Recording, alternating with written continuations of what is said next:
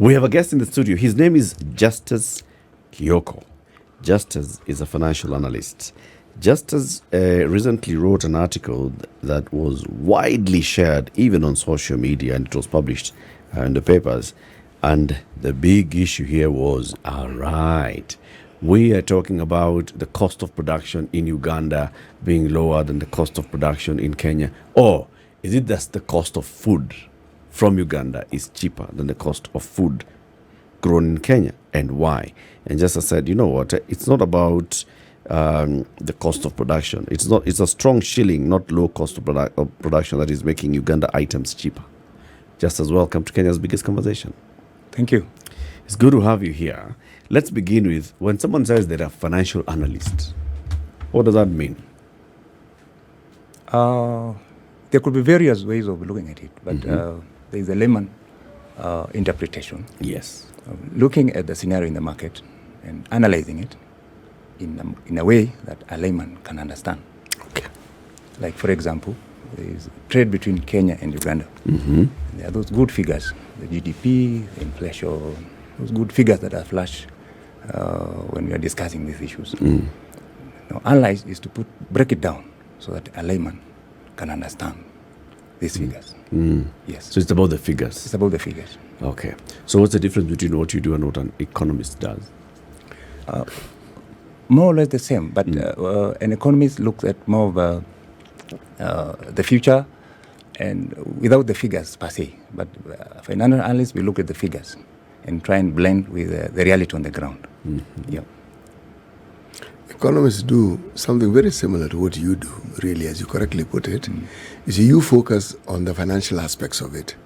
But an economist will look at the factors that contribute to that situation that you're talking about. Yes.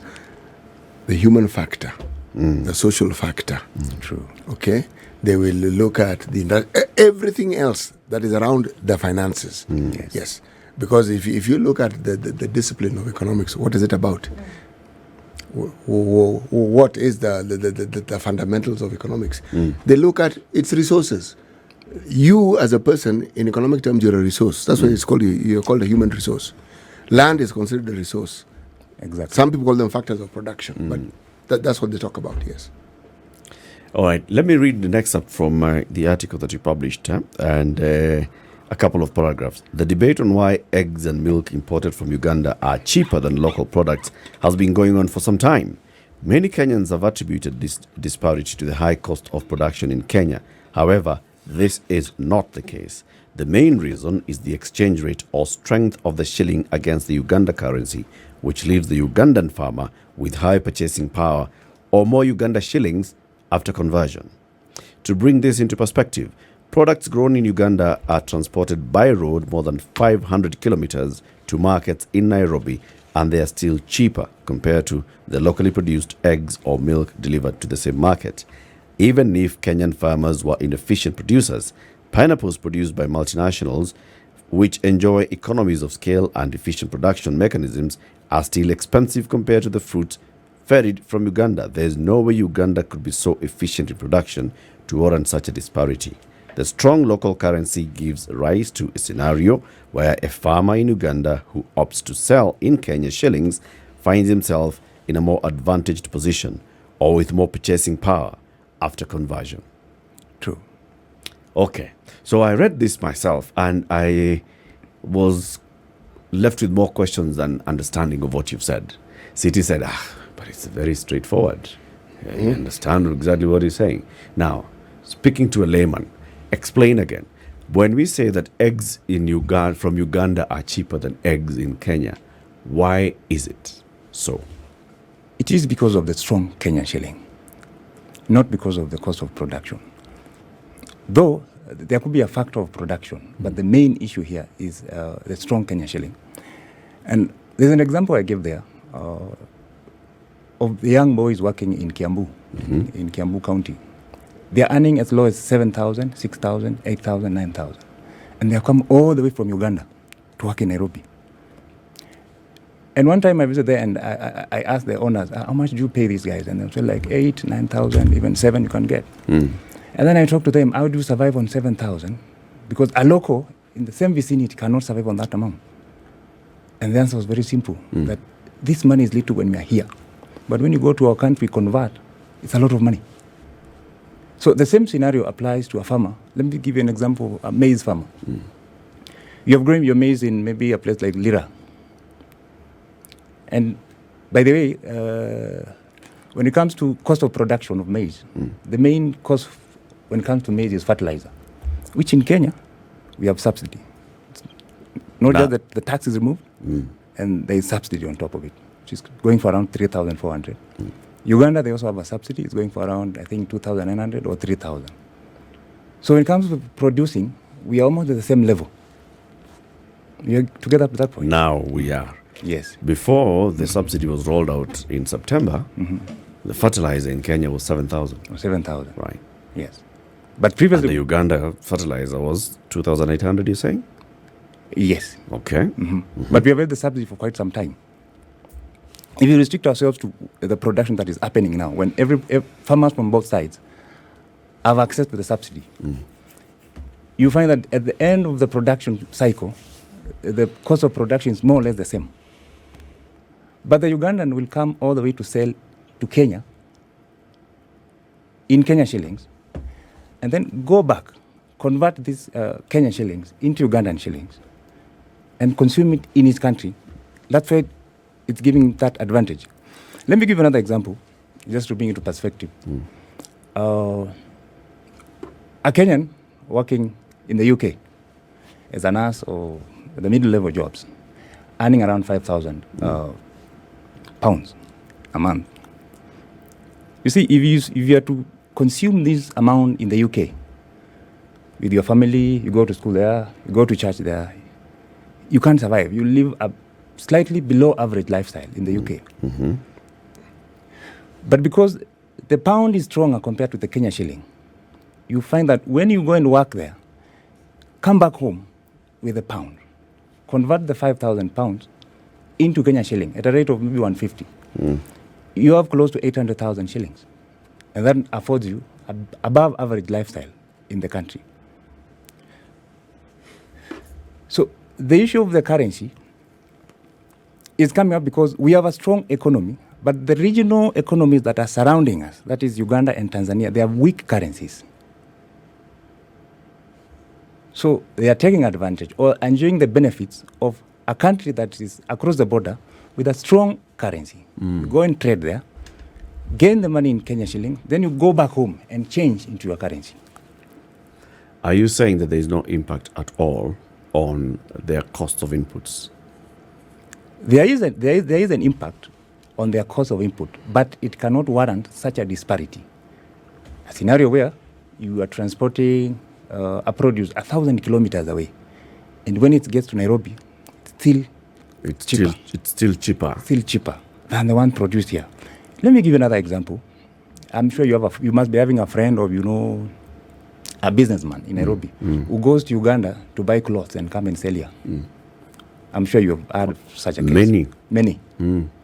Now, those clothes are produced in Turkey, imported through the port of Mombasa, transported through here, Mombasa Road, all the way on trucks, all the way to Uganda. Yeah.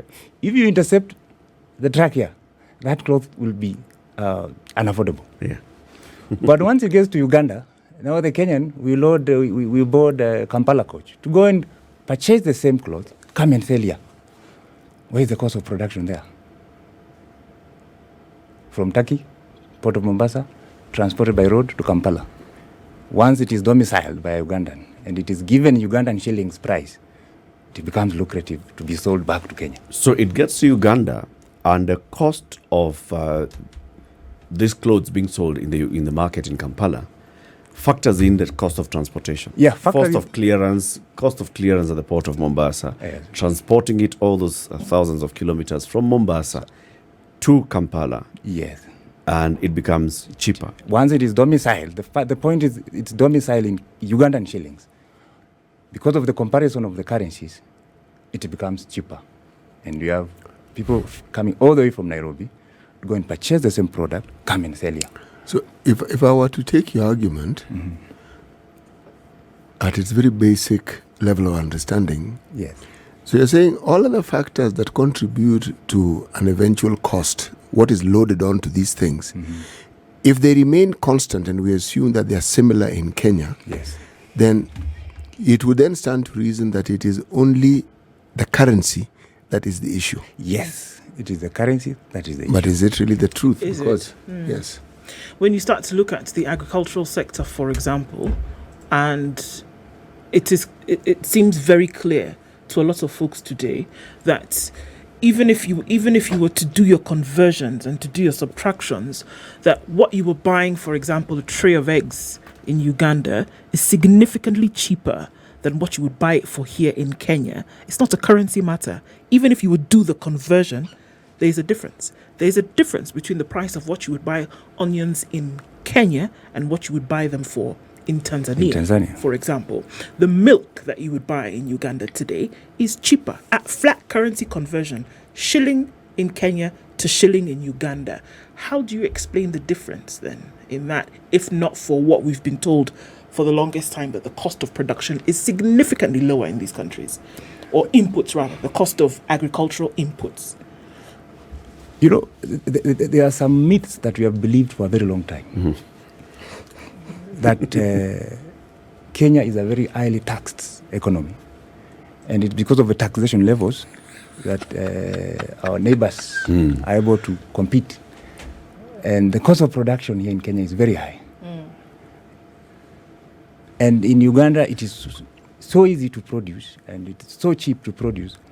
But when you get to the ground, when you narrow down to the examples that we are trying to dissect, you get to understand, yes, there is the issue of cost of production, but it is not the main one.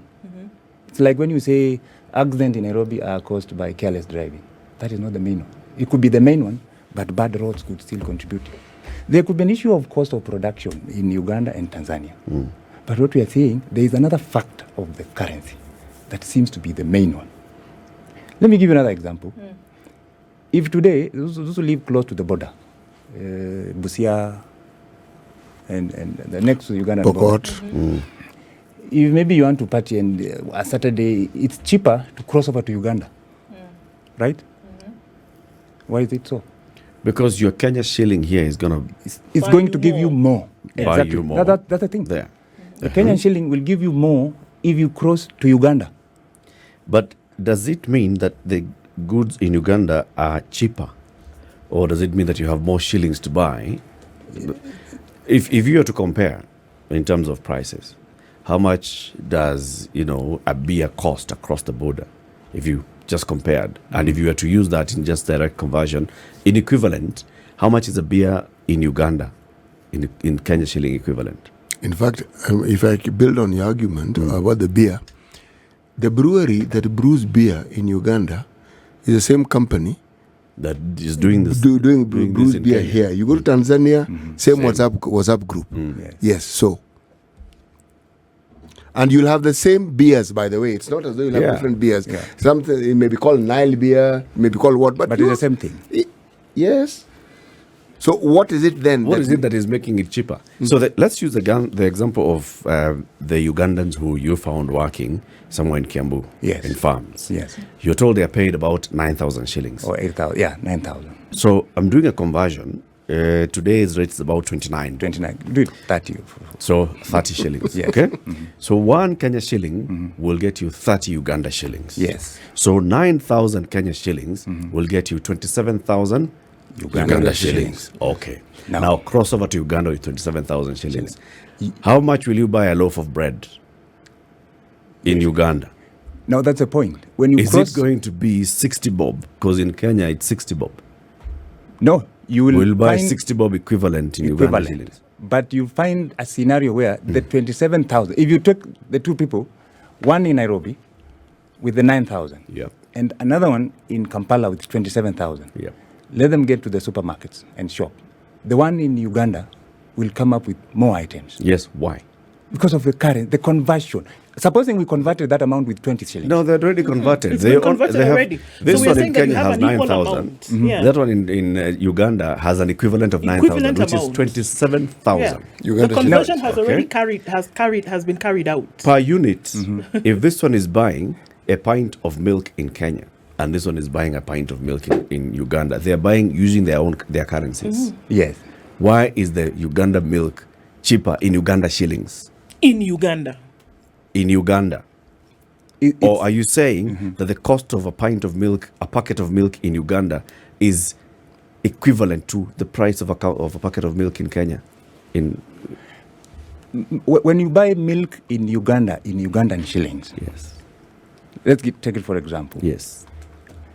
The equivalent in Kenya shillings, what we have spent here, is far much less Yes. because of the conversion.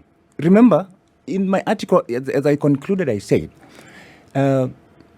so that we have fairness, we are talking about East African farmers or East African producers. We're having a scenario where the Kenyans are at a disadvantage vis-a-vis their counterparts across the border. Yeah. And if you travel around, I'm sure you have met either eggs farmer, milk farmer, or onion farmer who's been farming onions in Kenya. And they tell you, we can't compete with Ugandans because of the conversion. Fine, we have been made to believe it's the cost of production, that there's something wrong with us here. But as we've said, for example, if you give the example of maize, the main input is fertilizer. It's subsidized. But we're still getting it from Uganda. I'll give you an example of when I think it's 2 years ago, when National Cereals Produce Board was to buy maize from farmers. All the way. And it ended up being a scam. All of a sudden, people went to Uganda, got the maize there, and came and sold to National Cereals Produce Board. Yes. Cheaply, and made billions. Yes. The Kenyan was left with his maize there. Yes. Why is that the case if it's not the currency? Because Can I the maize in Uganda was cheaper. And let me give you an example right in now. Uganda currency. Today, 11th of January, half liter of milk, which is what you buy in the packet, whatever, is 1,469 Uganda shillings. That is equal today, as in if you walk into the supermarket and buy it, it is that amount. That is equal to 44 shillings and 40 cents In Kenya. in Kenya. And what's the price in Kenya? Today, if you walk into a supermarket in Kenya and you're buying the same, it is 57 shillings. The same thing. Same thing. And we're saying that you're making this purchase in each country. That is an equivalent. Yes. So I think the question still remains that why do you have that Why is it almost 44 bob? 15 shilling difference? That's what we're saying. That you're not, if you were to go with 44 shillings to Uganda and convert it, you would buy a packet of milk. That's what we're saying. You can't buy a packet of milk for 44 shillings in Kenya today. You can't. Exactly. But the Ugandan it's the will same buy. amount. But they will buy for 45 shillings. 5 shillings. Yes, Why? it's the same amount. Why? That's what we're saying. Let me muddy this water just a little bit more. You see, what percentage of Kenyan land is arable? Take a guess. A good question. Maybe you can say a third. What percentage of Ugandan land is arable? All of it. They don't have a desert. The closest they get to it being non-productive agriculture is the Karamoja area, which is semi-arid, which means things can grow there. Yeah. So the entire country can actually produce food. That's just for starters. The population is not really that different from ours. They're around, 47 million, us 47 million, 53 million. No, there's hardly any difference. Despite the worst wars that Uganda faced, the one problem they didn't have was a lack of food. Yes. It's never been a problem. Yes. How is that? And us, year in, year out, there is always a problem of food. Either it costs too much, or it isn't quite there, or there's the other shortage. I'm saying this because you are strong on the issue of taxes and the issue. And I'm thinking, taxes in this country. How many countries on this planet do you know who has taxed as us? Tell me. We had a KRA person here who told us there are more countries. There are many more. Yes, and when we said like and then we where? asked, Okay, that's okay. But the thing that is done with the tax so that you're relieved of other things Yes. now becomes the issue that Precisely. you must address. Those countries that they spoke of, school, Free. from nursery to university. In Africa. Free. No. The Scandinavian countries. No, but they are gave us like- the examples they gave us were of the Scandinavian They countries. also gave examples of African countries. Where they're in higher terms of, taxes. yes, like which one? like South Africa and the rest. In fact, even in East Africa, we are comparatively a bit better. You know, that VAT. that falls under the category of what our brother here has called myths. Okay? Because You produce the facts. Show us the kind of range of taxation that comes from other countries. Go, pick, take your pick, and then we compare. And then we now demystify that thing. Otherwise, This even what isn't- you're telling us is a myth. what I'm discussing here is not in the realm of facts. No. It's the realm of make-believe. Because the facts are clear, as you correctly put it. There's no question. If you look and you look.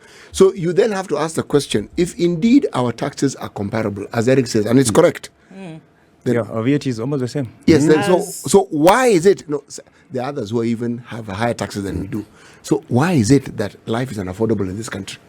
So let's talk about those factors. This is the Situation Room, the only way to start your day. We are talking about why goods from Uganda and other neighboring countries, including Tanzania, are cheaper when they're being sold in Kenya. And just as it's saying, it's because of the exchange rate. The Kenya shilling is stronger than our neighboring countries' currencies. That means that it buys you more when you cross over the border. That makes it cheaper. And all those questions that we were asking. So, but why is a packet of milk 44 bob equivalent in Uganda and 55 bob 57 here. equivalent in Kenya? CT brought in the angle of the cost of production in land and land size. 80% of Kenya is arid and semi-arid. 90% of Uganda is arid. Right? So how does that impact their cost of food? One, if most of the land is arable, it means food production is higher. And here, higher doesn't mean that it's food that you necessarily have to take to the market. It's food that you can consume. If people are feeding themselves, then you don't have a food security problem, do you? Yes. But in our case here, tricky, isn't it? Because it's a bit muddled. You see, why I entered the realms of make-believe is this, huh? When you have a myriad of problems such as the ones we have in this country, and amidst those problems, there are issues around tax. Where do you think you are going to position your problems? Tax. Okay? If you have problems within the country and you find there are certain things that you feel should be services that are provided, whether it's healthcare, whether it's schooling, and it isn't quite up to scratch, and then you hear that there's corruption, where do you think you're going to place your blame? On corruption. So now, when you bring in the discussion about the currency and the exchange rate, and you say, okay, it's a question of the exchange rate. Let me ask a question. Why is the Kenyan shilling stronger? Why can't we make ours weaker then? So that we can also enjoy these benefits other people are enjoying. Exactly. And that was what you said. We need to make our shilling weaker. Comparing. Why? Yes. Why? Let's start with why. Why is it stronger? Why is it stronger? Yes, why is Have the we shilling made strong? it stronger? It's a free market. It's a free market, but with some inefficiencies here and there. From 1980 to 1988, Ugandans intentionally devalued their currency to contain their economy. And the issue of devaluing currencies is not just it's not an offense, or it's been done across the world, Why? so that your products can be competitive in the world market. And a good example is China. They have devalued their yen to an extent that there is always war between Beijing and Washington. Because even Obama was telling them, no, you can't do this. You can't devalue your yen. And yet they Because did. when we meet at the world market, anything Chinese is cheap Yes. because the currency is devalued. And you see, Americans, the dollar is the benchmark of Is the world. strong. And because it is cheap, more people will then buy it, Chinese. and then there's still more money inflowing into your Yes. economy. Yes. So, what is wrong with devaluing? Can we devalue our shilling against certain currencies and still retain it against the other currencies? Exactly. that can be done. That was in the article I said, we need to look for a way of devaluing these currencies so that as Kenyans, we don't find ourselves in a disadvantaged position as it is currently. Because another thing, we're in the East African community. Yes. A free market. Yes. That is supposed to allow free movement of goods across the region. Yes. So, according to Supposed the paper, no, say it correctly, supposed to. Yes, Supposed to. Yes. On paper, the East African community, and I think the drafters of the East African community saw this problem. When we were drafting, when Mzee Moi, Mkapa, and Museveni were signing the agreement, I think early 2000 or 90s, the agreement was we'll have a common currency in the region by 2024. Yep. Around 97 or 2000, 2024 was far away. So it was a very convenient statement to make that time. Yes. It's just like what Mzee Kenyatta said in the 70s. We'll eradicate poverty, disease, and ignorance by the year 2000. Year 2000, in 1970 was far away. So it was a very convenient statement to make that time. So when we got into East African community, somehow somebody saw the problem and said, in a free market, a common market, where there is movement of goods and movement of people, you cannot have different currencies. I'm not sure whether there's a place where it has worked. I'm doing a research on that, whether we can have a success story of a free market, a common market, different currencies, and the thing ended up well. The euro market is there, common market, but they stick to the euro, so that there is fairness across the region. Across board. Now, when we said we're going to have a common currency in East African region, that was a way of sorting these problems and create the inefficiencies, like she has said, where you find milk in Kampala is 44 shillings. In Nairobi is 60 shillings. When we have a common currency, you'll have a scenario. The businessmen will get in and move goods from one point to the other until we have an equilibrium. So that if the price of a commodity in Zanzibar will be almost the same as the price in Gulu, Uganda. Okay. If we have a common currency. Yeah. But now the question is, when you look at us Kenyans, including myself and yourself, are we ready for a common currency? 2024, when we say 2024, it looked far, but now it's 9 months from now. Yeah. But there's something you're not mentioning here. When you have a devalued currency, importation becomes almost impossible because it will cost you an arm and That's a the leg. thing. But what So do we import from Uganda? How can we? We are not devaluing the Kenya shilling We are against the importing dollar. food. We're not saying we devalue the shilling a net against the dollar It's because only we import within oil. the East African. It is only within the East African region. Yes. So That's all you're instead of saying. instead of devaluing, That is why one not, of- that is why one not of the pursue that route of trying to get a common currency and the journey of getting towards a common currency? Because I don't know how the dynamics would play in terms of devaluing. How much against the Uganda shilling will you devalue? How much against the Tanzania shilling? How much against the DRC, whatever currency? What's the currency in DRC? How much Is it against a franc? the franc in Rwanda as well? Yeah. Can I ask a question that maybe if the answer would help to that? Because even Uganda having devalued their currency some years ago, how does that enable them to have the inputs? It's in country, not from it's not to have their inputs for agriculture, for example, still cheaper. And I'm doing comparisons between things like cottonseed cake in Uganda and Kenya. Yeah. I'm doing comparisons of fertilizer between Uganda and Kenya, which have a direct impact on the final result. Your milk, for example, what you feed your cattle, the land that you then till to have. How does the devaluation of currency then affect the cost of agricultural inputs? The devaluation will not affect the cost of inputs in Uganda. It will only make Ugandan products not attractive, or Kenya will not be attractive for Ugandan products. Okay, but shall we have our products? Is it going to make our cost of production Cheaper. comparable to Uganda? No, it will not. It will only protect the local producer. Exactly. Yes. But right now, we cannot argue that there is no difference between the cost of production in Uganda and Kenya. There is a distinct difference between the two in terms of cost. It is much Food cheaper. in the market in Uganda is cheaper than in Kenya. food and in the market in and Kenya. once you have already done your exchange, you've done your equivalent ratio. it is cheaper in Uganda, and that, for me, as I see it, unless I can't see it, it only means that your inputs are cheaper for you to be able to get a result of cheaper food in Uganda than you can in Kenya. There is no miracle from heaven that says, all right, I then bestow upon you cheaper food, Uganda, go ahead. There's something you've put in that makes it possible for you to sell at that price.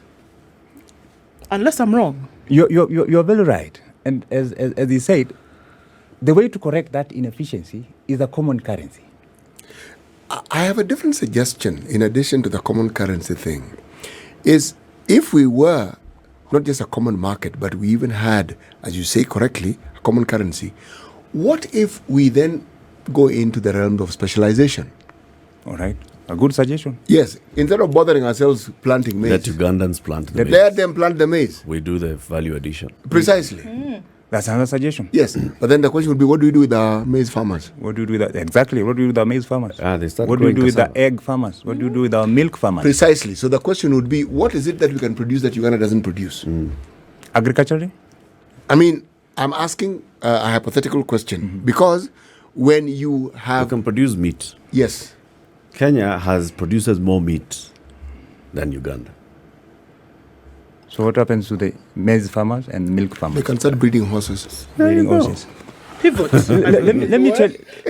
Let me tell you one thing. If we were to have a common currency, Or they start growing feed for animals.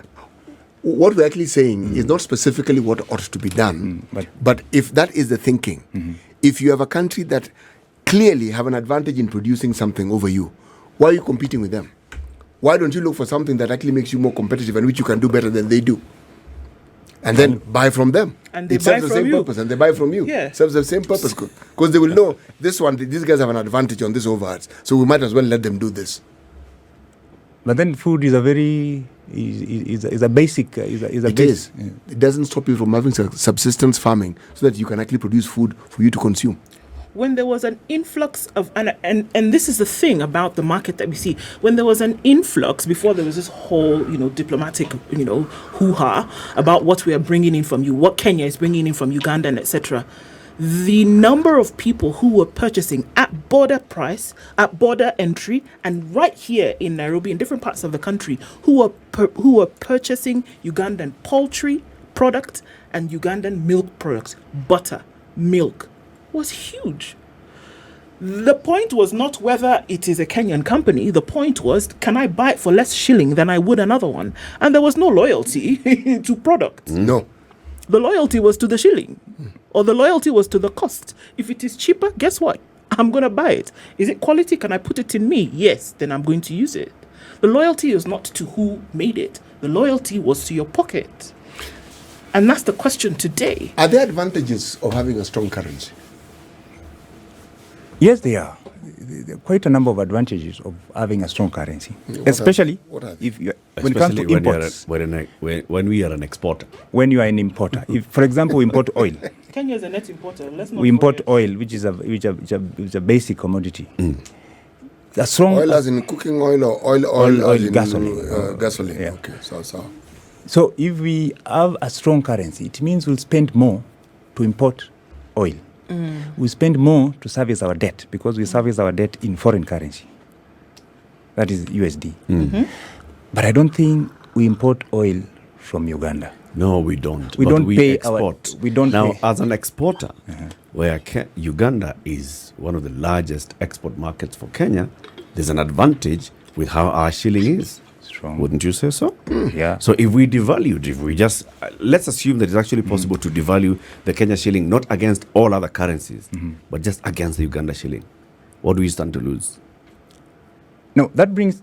What's a balance of trade between Kenya and Uganda? It's in favor of Kenya, It's in favor of Kenya, and that's being the point. With our strong currency. With our strong currency, which earns us more. which earns us more. And as we said, when you look at some of these macro and micro economic figures, sometimes there is a disconnect with the reality on the ground. Because, for example, you find that Kenya exported goods worth $800 million for last year to Uganda. And Uganda, what Uganda brought to Kenya is only $300 million. So when you look at that level, you find a scenario, Kenya is too strong, and we need to assist Uganda to export more. But when you dissect, what is it that Kenya exported to Uganda? you find it steel, it's minerals.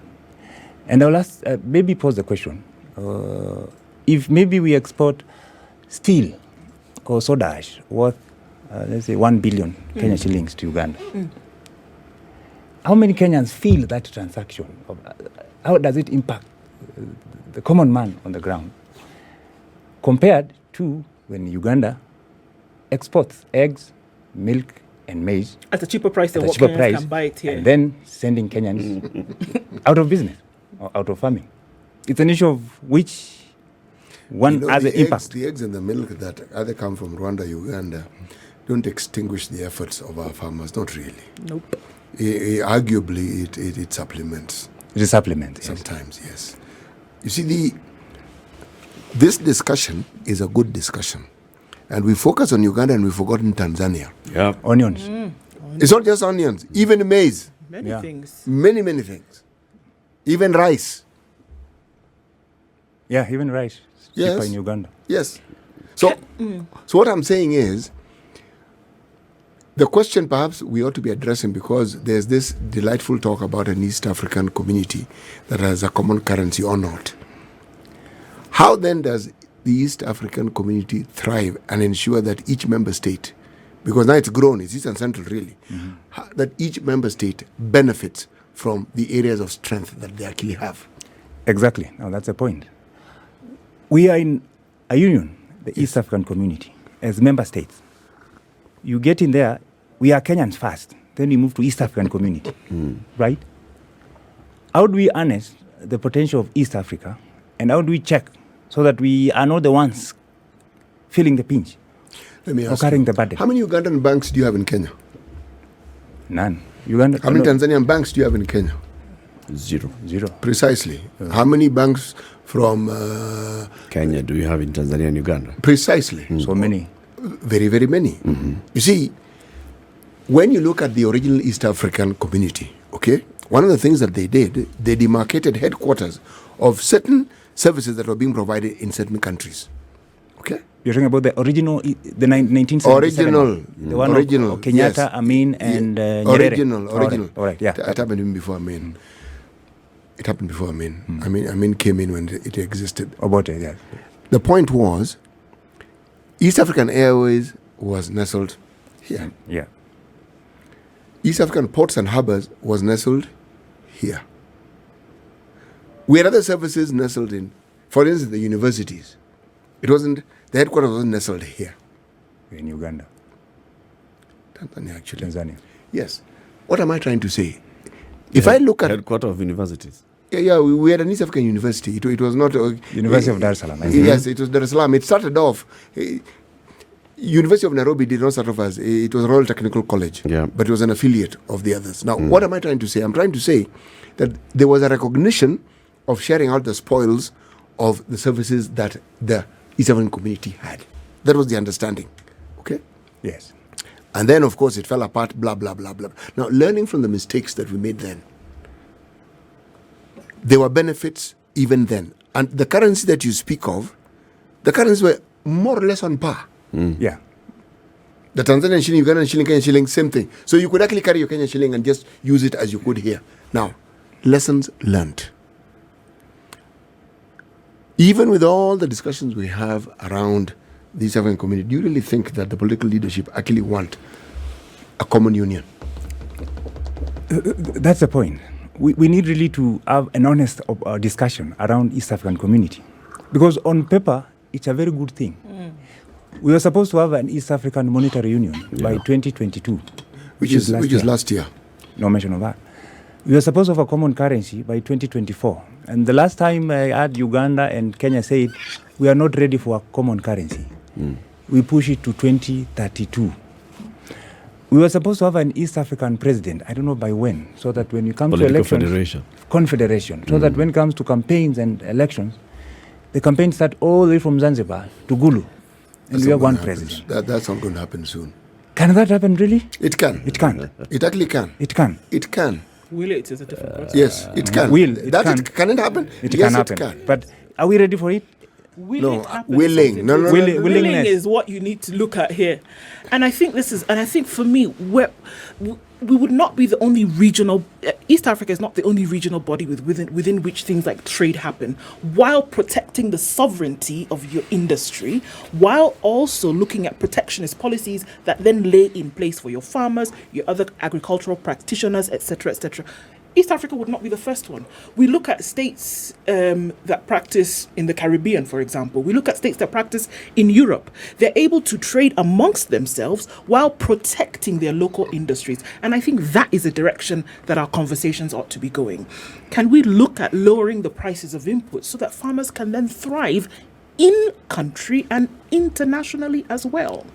I think that is where the conversation ought to be heading. Where the union would be of an advantage to us. Absolutely. Where we can speak as a collective voice, like say the Africa Free Trade Area, that sort of thing. Because if you start having a conversation with other unions or other countries as a bloc, that conversation is very different. It becomes bigger. Yes. It becomes very complicated. And I'll give you an example, as you're saying. Tanzania, they are part of East African community. Yes, they are. They're not waiting for anybody. But Kenya is, we have a free trade agreement, so a common market. Yes. Okay, on paper. Kenya is in COMESA with another group of countries. Of course we are. With another free trade agreement. Yes.